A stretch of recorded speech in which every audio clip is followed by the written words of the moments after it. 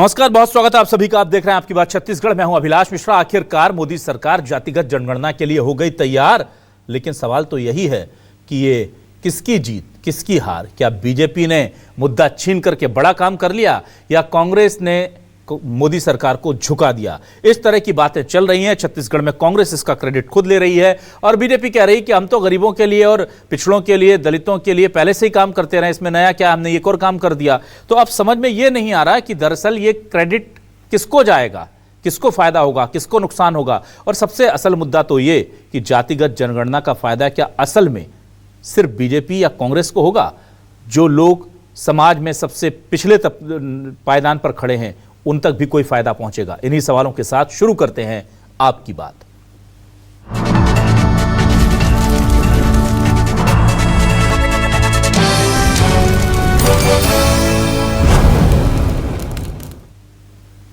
आइए सबसे पहले सुनते हैं कि इस पूरे मामले को लेकर कैसे सियासत चल रही है। सीएम साय क्या कह रहे हैं, उधर से दीपक बैज का क्या कहना है, दोनों के बयान सुनिए।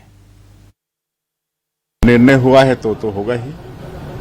कैबिनेट तो सुप्रीम पावरफुल रहता है, जो उसमें डिसीजन होता है वो तो होता ही है। अब फायदा होगा तभी निर्णय लिया गया है। अब फायदा क्या क्या होगा उसके लिए देखना तो पड़ेगा, इंतजार तो करना पड़ेगा।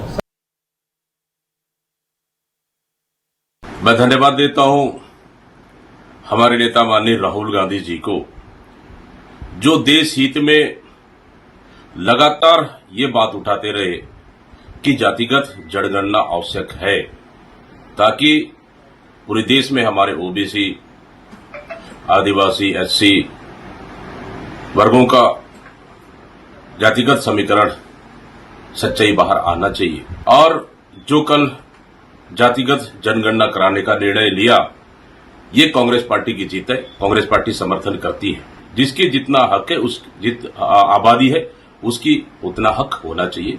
ये लगातार हमारे नेता माननीय राहुल गांधी जी कहते रहे। निश्चित रूप से दबाव में डर कर ये सरकार ने निर्णय लिया है। सवाल क्या है आपको दिखा रहे हैं हमारे आज के सवाल ये रहे आपके सामने। हमारे सवाल देखिए। जातिगत जनगणना को मोदी सरकार तैयार, कांग्रेस बोली हमारी मांग के आगे बीजेपी की हार। विपक्ष बोला जनगणना का पूरा खाका बताइए, झुकती है दुनिया, झुकाने वाला चाहिए। बीजेपी ने जाति जनगणना को गरीबों के लिए जरूरी बताया, ऐसा था तो इतना वक्त क्यों लगाया?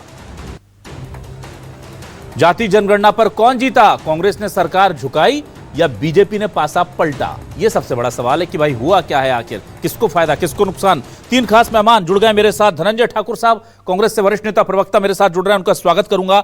राजीव चक्रवर्ती जी को वेलकम कहूंगा, हमारे साथ जुड़ गए बीजेपी से वरिष्ठ नेता और प्रवक्ता। और धनवेंद्र जायसवाल जी वरिष्ठ पत्रकार के तौर पर हमें ज्वाइन कर रहे हैं, उनका भी बहुत बहुत स्वागत है सर।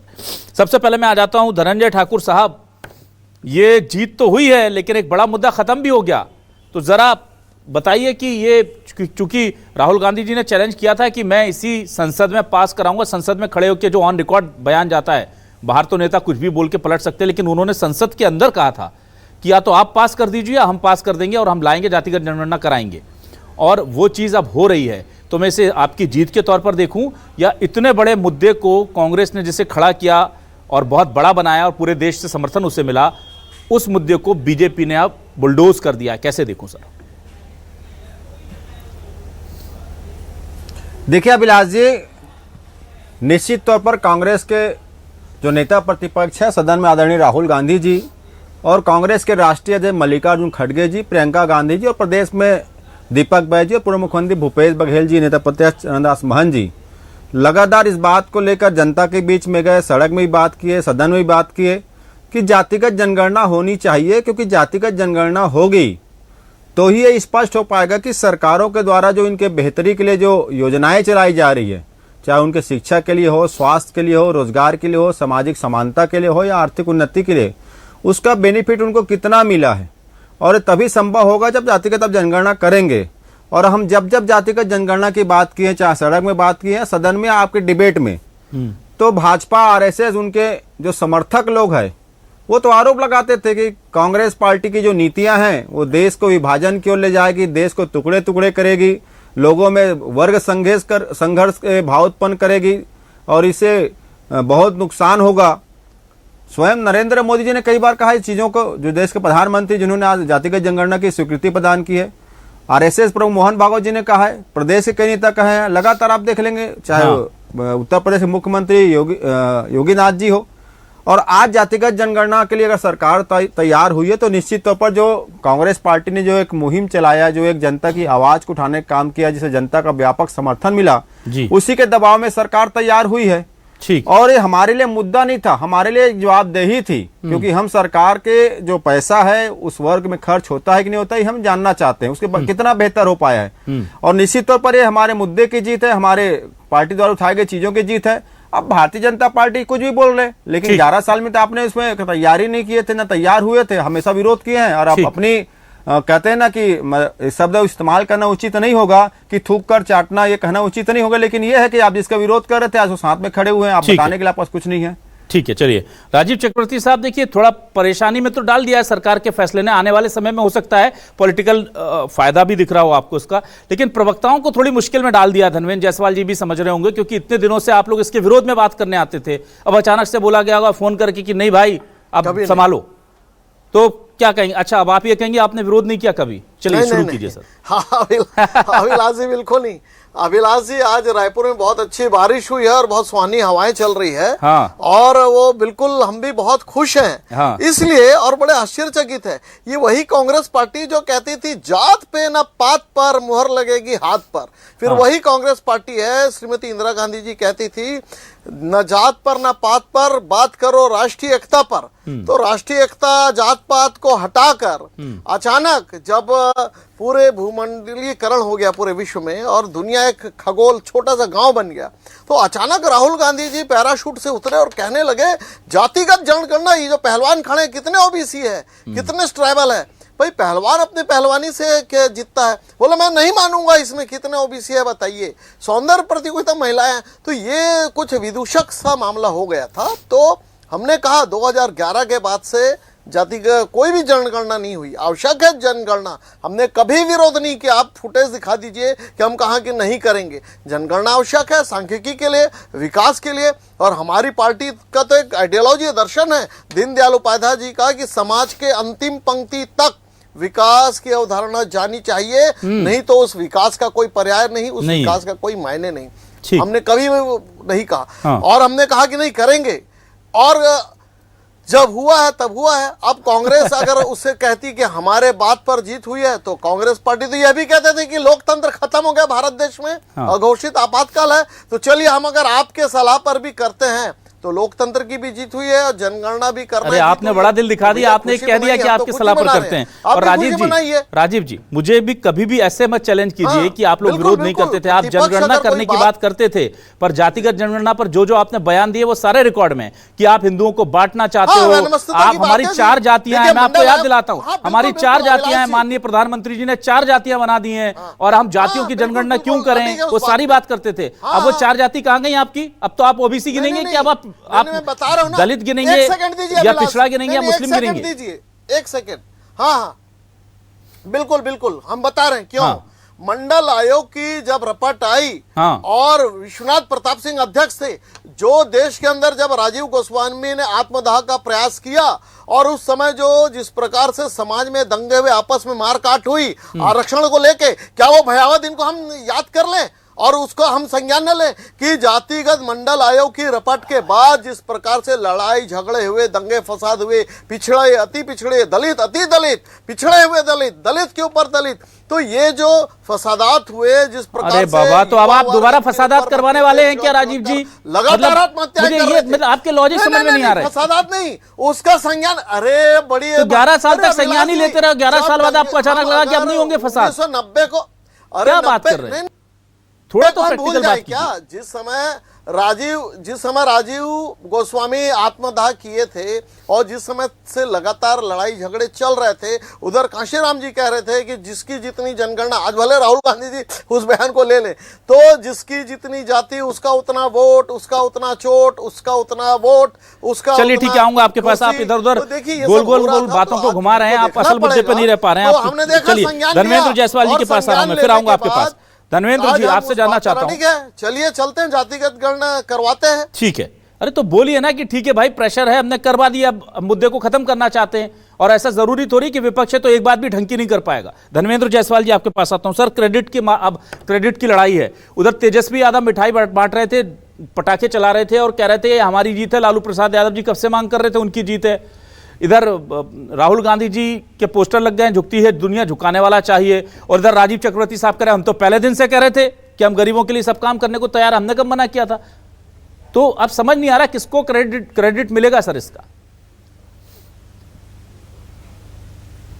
देखिए, क्रेडिट तो सरकार को ही मिलेगा, क्योंकि मांग जरूर विपक्ष की थी, लेकिन माना सरकार ने, और सरकार ने ये निर्णय लेने का साहस दिखाया।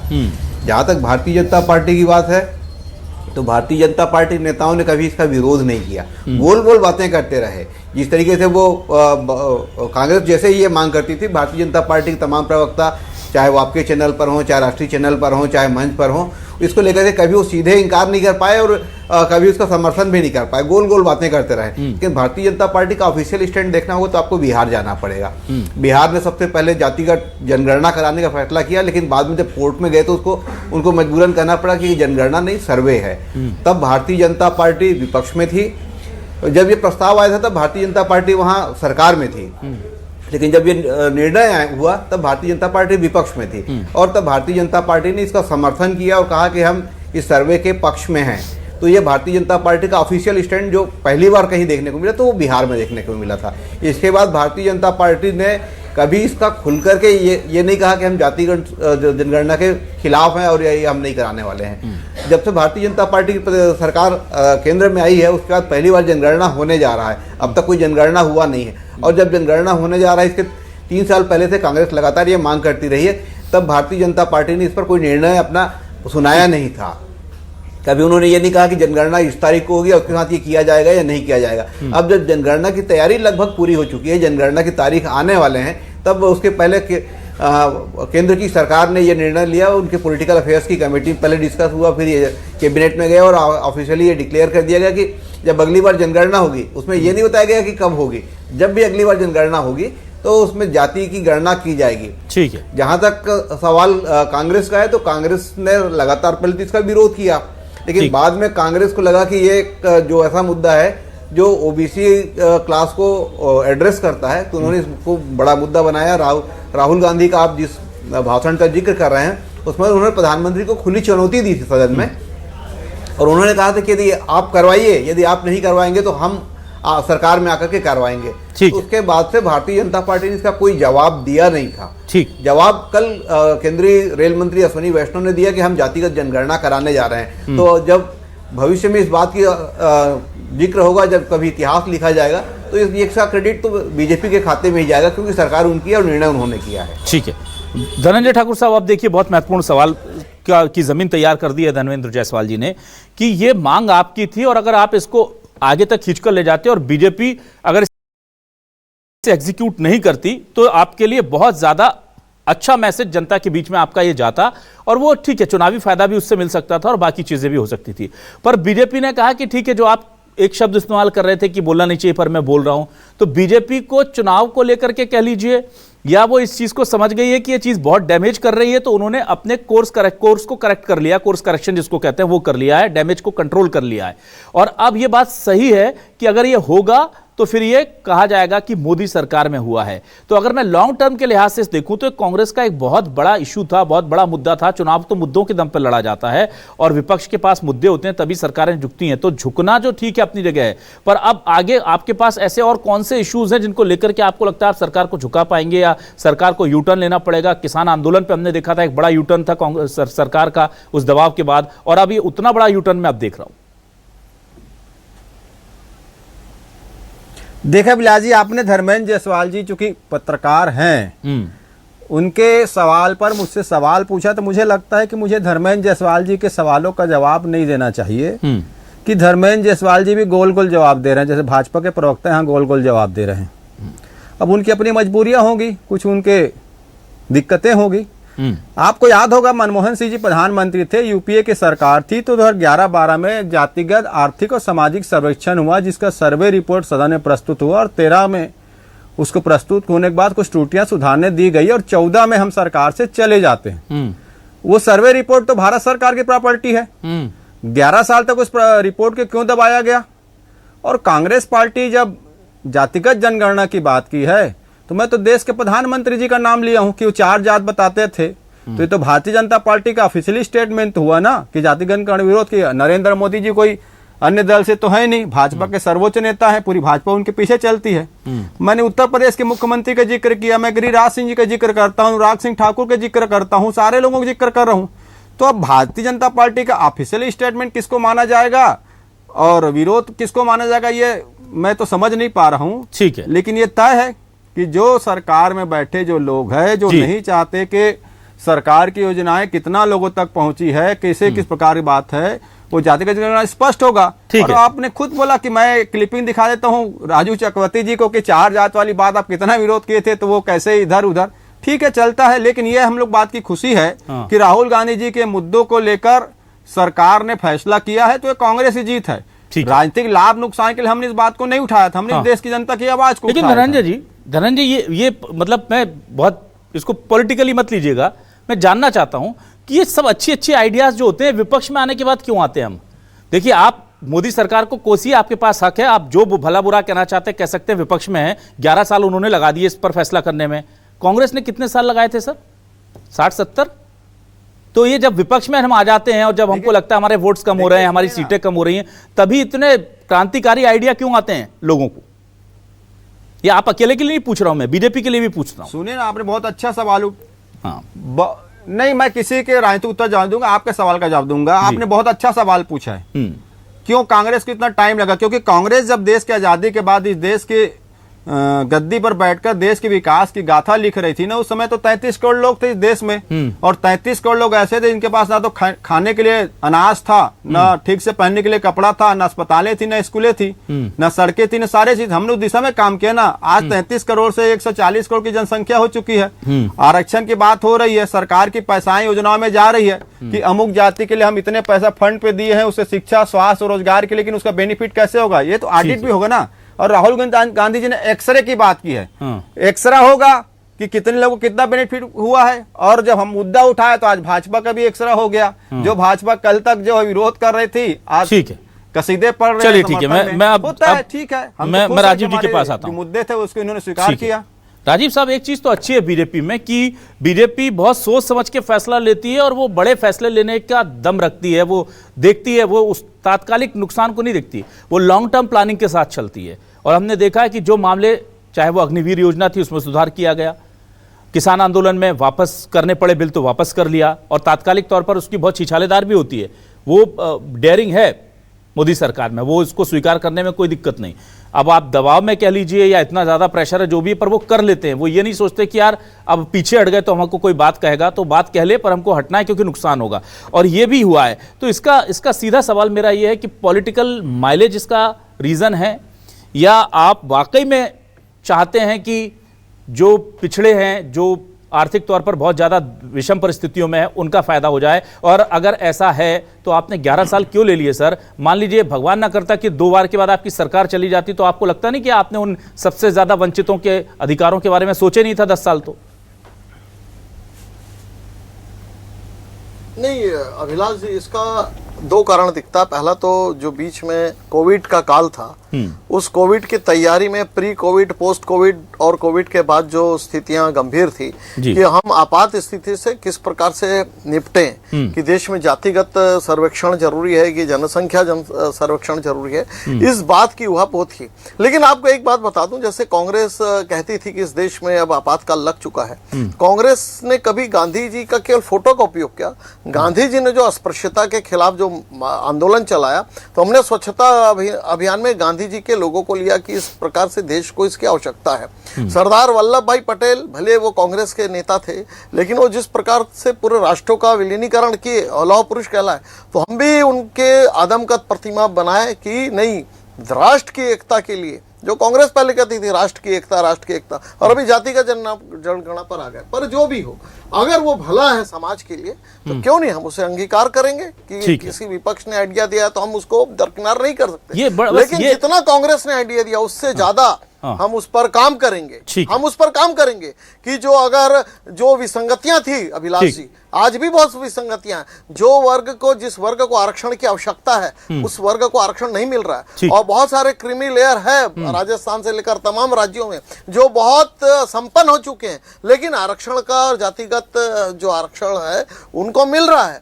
तो जो दबे कुचले वंचित शोषित लोग हैं उनको कब अधिकार ठीक मिलेगा? है, इस ठीक है। आर्थिक जो ये डेटा आ जाएगा जब हमारे पास, तो उस डेटा से हम उसको दे पाएंगे। ठीक। जो वंचित लोग हैं उनको पहले देना होगा, और जो लोग जिनकी आर्थिक ठीक है सर, ठीक है, संपन्नता वही हो चुकी वही बातें अब हैं उन्हें जो बात आरक्षण की मोटे कोई तौर आवश्यकता नहीं पर है। जो बात हम उन्हें मोटे नहीं तौर पर देंगे, लेकिन सभी समझते हैं कि जातिगत जनगणना के फायदे होंगे, वो आप बता रहे हैं। समय चूंकि कम है, मैं माफी चाहूंगा। धर्मेंद्र जायसवाल जी के पास एक बहुत महत्वपूर्ण सवाल लेकर आ रहा हूं। देखिए जायसवाल जी, यहां पर कांग्रेस ने कल राहुल गांधी जी से जब पहली प्रतिक्रिया ली गई इस पर, तो उन्होंने स्पष्ट किया कि हम इसका स्वागत करते हैं। अचानक फैसला लिया है, अचानक क्यों लिया हमें नहीं पता, पर हम इसका स्वागत करते हैं। लेकिन अब हम देखेंगे कि इसकी डेडलाइन तय हो, और दूसरा कि वो किस तरीके से हो रही है। उन्होंने उदाहरण दिया कि बिहार की जातिगत जनगणना और कर्नाटक की जातिगत जनगणना में बहुत अंतर है। वो ये कह रहे हैं, वो चाह रहे हैं कि आप हमारे हिसाब से कीजिए, जो हमारा फॉर्मूला है उसके हिसाब से कीजिए। बट जो यहां जितना हम समझ पा रहे हैं, क्योंकि बीच में एक बहुत बड़ा मुद्दा छिड़ा था कि क्या कैटेगरीज के अंदर या किसी ST SC या कोई एक कैटेगरी है उसके अंदर कौन उपजातियां जो हैं उनका हम बाइफर्केशन कर सकते हैं। और सुप्रीम कोर्ट ने उसे ग्रीन सिग्नल दिया है कि अगर OBC के अंदर या ST के अंदर कोई एक ऐसी जाति है जो बिल्कुल ही इस पूरे मामले में फायदा नहीं ले रही है, तो हां हम उसका बाइफर्केशन कर सकते हैं, उन्हें हम टारगेट करके उन तक वो आरक्षण के लाभ को पहुंचाने की प्रक्रिया शुरू कर सकते हैं। तो ये बहुत महत्वपूर्ण चीज है, क्योंकि जातिगत जनगणना होगी तो सिर्फ ये पता नहीं चलेगा कि OBC पीछे कितने हैं, ST कितने पीछे हैं, फिर पता चलेगा कि ST के अंदर कौन सी जाति है जो सबसे कम अभी तक फायदा उठा रही है। और फिर क्या ऐसी नीतियां भी बनेंगी कि ST के अंदर या OBC के अंदर या SC के अंदर उन जातियों को टारगेट करके दिया जाएगा कि ठीक है, अगर 10% देना है तो 6% इनको हम डिवोट कर रहे हैं कि आप इनको 6% दीजिए कम से कम अगले 5 सालों तक। ऐसी कुछ व्यवस्थाएं बन सकती है क्या सर? अभिलाष जी, आपने बहुत महत्वपूर्ण मुद्दा उठाया जी। है। आपने कहा कि सुप्रीम कोर्ट ने क्लास के अंदर सब क्लास की अनुमति दी है। यही सबसे महत्वपूर्ण बात है जातिगत जनगणना। देखिए, अब टेक्नोलॉजी का दौर है। अब इस बार जो जनगणना होगा वो पेपर पर नहीं होने वाले हैं, वो टैब पर, लैपटॉप पर, मतलब ऑनलाइन होगा, और उसके डाटा जो है वो सीधे जो सेंसस कमीशन है उसके पास सीधे चला जाएगा, और उसको बाइफरकेट करने में, उसका सेग्रीगेशन करने में तो सरकार को बहुत आसानी होगी। और ये अब तक के जो जनगणना होते रहे उसके आंकड़े आने में 2 साल 3 साल का वक्त लगता था। 2011 की जनगणना का आंकड़ा 2013 में आए थे, लेकिन जब भी जनगणना होगा मुझे कि 8-9 महीने के अंदर वो डाटा एग्रीगेट होकर के उसको अलग अलग क्लासीफाई करके वो डाटा रिलीज करने की स्थिति में होगी सरकार। तो जब ये डाटा सब क्लासीफाई किए जाएंगे, उसका सेग्रीगेशन हो जाएगा, ये तब उसमें अंदाजा लगाया जा सकेगा, ये परफेक्ट मतलब आंकड़े आपके पास होंगे, तब आपके पास कि किस क्लास जी, किस सब क्लास को या किस कास्ट को आरक्षण का लाभ नहीं मिला है, सरकारी योजनाओं के क्रियान्वयन में वो वर्ग वंचित रह गया है, उसको फायदा सबसे ज्यादा मिलने वाला है। क्योंकि सरकार को जब सबसे ज्यादा मिलने वाला है, क्योंकि सरकार को जब उसके पास आंकड़े होंगे, तथ्यात्मक आंकड़े उनके पास होंगे, तो निर्णय लेने में, उसके इम्प्लीमेंटेशन करने के लिए, रोड मैप बनाने में बड़ी सहूलियत होगी सरकार को। ठीक है, तो जाहिर सी बात है कि ये बहुत बड़ा इशू है। मामला जाएगा नीति आयोग के पास, तो जी, बहुत बड़ा इशू है, और आने वाले दिनों में इसका फायदा देश को बहुत बड़ा फायदा होने वाला है। और इससे जो गरीब, वंचित और जो पिछड़े तबके के जो लोग हैं उनके उत्थान को लेकर के जो सरकार योजना बनाना चाहती है, उसको बनाने, उसे क्रियान्वयन ठीक है सर, को लेकर के सरकार को एक बड़ी सहूलियत मिलेगी, बड़ी सुविधा मिलेगी, और इसका देश को बड़ा फायदा मिलेगा। ठीक है, तो ये बात तो तय है कि ये जो काम है ये बहुत ही टेक्निकल है और बहुत ही ज्यादा इंपॉर्टेंट है। अब अगर बीजेपी इसे ठीक ढंग से एग्जीक्यूट करा कर ले जाती है तो बीजेपी को भी इसका फायदा होगा, देश को भी इसका फायदा होगा। लेकिन अगर जरा भी कोई कमी होती है, कुछ होती है, तो एक बार फिर से बवाल खड़े होने की आशंका जरूर बनी हुई है। राजीव जी जिस तरफ इशारा कर रहे थे, इसलिए इस पर फूक फूक कर कदम रखना होगा। दोनों पार्टियों में क्रेडिट से ज्यादा इस बात पर ध्यान दिया जाना चाहिए कि यह असल हकदारों तक उनका हक पहुंचाने का जरिया बन जाए। कहीं ऐसा ना हो कि कौन ज्यादा पिछड़ा है उसको छोड़कर यह देखा जाए कि किसका वोट बैंक बड़ा है और उसे ज्यादा आरक्षण का फायदा दिला दो, या जातिगत जनगणना में उसे पिछड़ा दिखा दो, ताकि यह वोट हमारे फेवर में आ जाए। अगर यह वाली स्थिति बन गई तो ये देश के लिए बहुत ज्यादा हानिकारक भविष्य में होगी। आज मैं लिख कर दे रहा हूं, हो सकता है आज से 8-10 साल बाद इसे लोग महसूस करें, लेकिन अगर इसे सही ढंग से निभा लिया गया कि हाँ भाई ये व्यक्ति या ये वर्ग पिछड़ा हुआ है, इस जाति की ये सब क्लास पिछड़ी हुई है, उधर हमें फोकस करना है, तो फिर देश के विकास को कोई नहीं रोक सकता और जो समानता की बात है उसे आने से कोई नहीं रोक सकता। बहुत शुक्रिया धनंजय ठाकुर साहब, राजीव चक्रवर्ती जी, धर्मेंद्र जायसवाल जी हमारे साथ जुड़ने के लिए, इस डिबेट का हिस्सा बनने के लिए। तमाम दर्शकों का शुक्रिया, नमस्कार।